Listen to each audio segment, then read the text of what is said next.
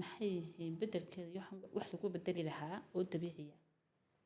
oo aad u fiican haweenkaad odhan lahayd ha isticmaalaan wallaahi walaal waxaan odhan lahaa qofkii horta awoodi karaya skincare waxaa jira original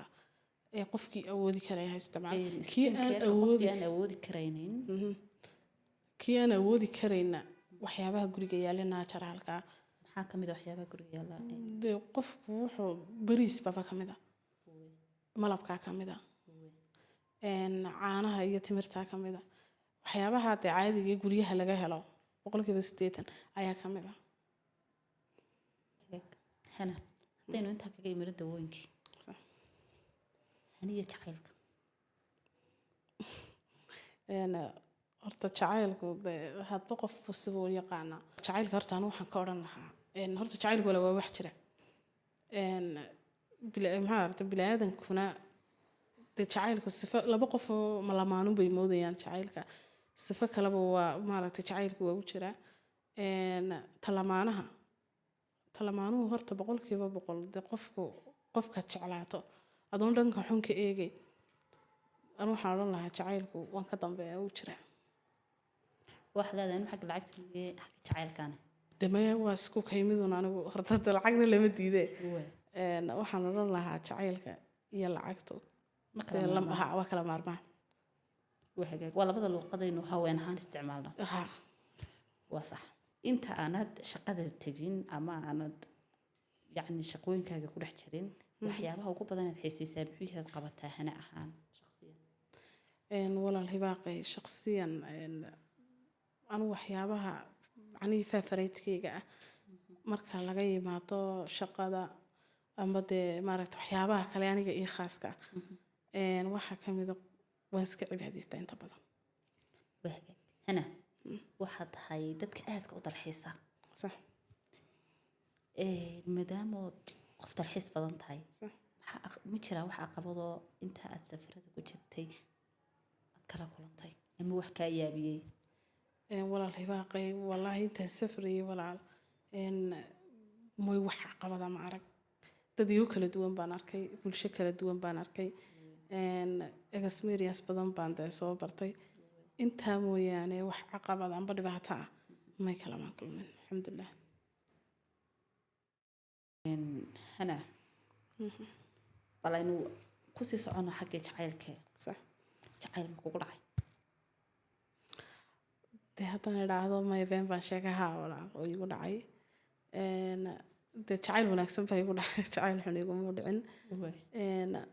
waxaanan runtii odhan lahaa jacaylku wuu kala wanaagsan yahay qof haddaad hesho dee kuu qalma oo garanaya qiimahaaga garanaya qofkaa tahay garanaya dee maaragta qiimahaad agtiisa ku leedahay unba dee maaragtay aad jacayl la bilaabi karaysaa sidaad ku garan kartaa marka hore qofkani horta walaal dee dadku way kala duwan yihiin qofkan isagaa isku kaa sheegay marka hore yacnihii waxa iskugu kaa sheegi karaa qofka wejigiisaad ka akhrisanaysaa wanaaggu kuu samaynayo yacnii dhiirigelintu mar walba kuu siinayo mar kasta maaragtay dee siduu kuula jiro isagoon dhan xun kaa eegin dee qofka inuu kaa damacsan yahay guur kaa damacsan yahay inaad dee reer la samayso qofku ismaba qarin karaba qofka xunna isma qariyo وهاجك بركة واحد سلاذي قفك يعني سجس كوكا فسرية سجس كوكا فسرية بقول وايو قفك ابن آدم كي إلهي بمقريه قفك وناكسن إلهي مقريه قفك حنا إلهي مقريه marka dumaro badan oo waxa jira jacaylka ka cawda walaho ninkiiba maaragtay been noo sheegay nakhiyaameeyay marka way jiraan walaal rag xun hablaha midoo kale aad ka dhawaajisay ee khiyaamada ka sheekeeya waxa tala siinaysaa adigu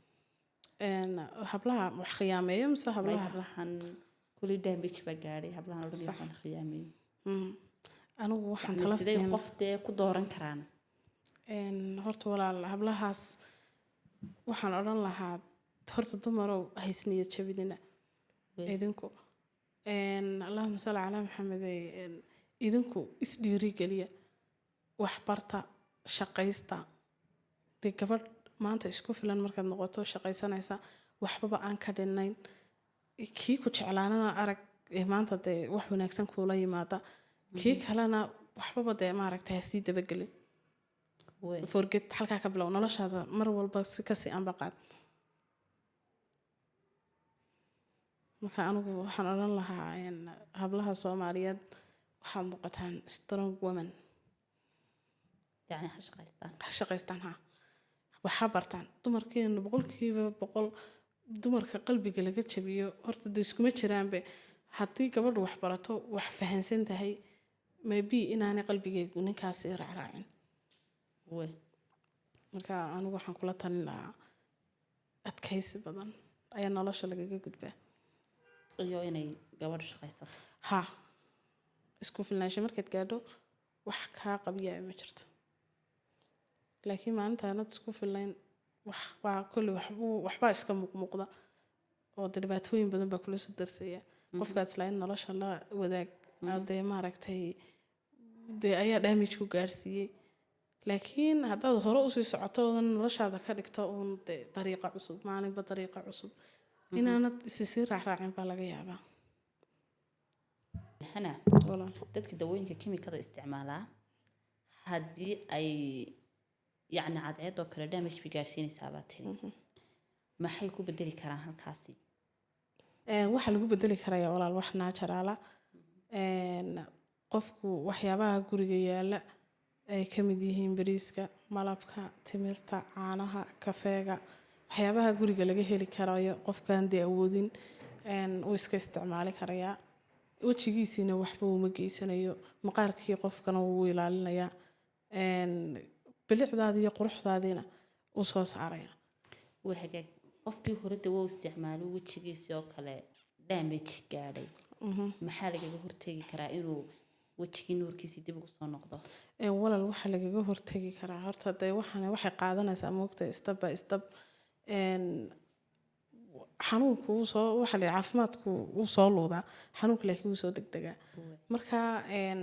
dee maqaarkaagii hore ee lahayda naturalka ahaa